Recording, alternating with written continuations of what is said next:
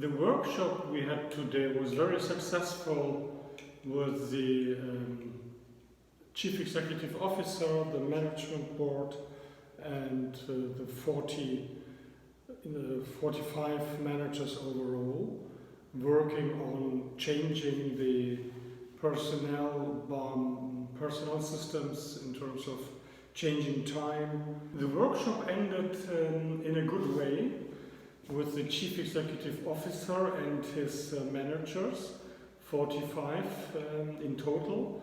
So first the CEO showed several slides where the company stands in competition, comparing with the competition, comparing the different locations in the world. The first day we had the presentation of the Chief Executive Officer, and then we worked first in the plenary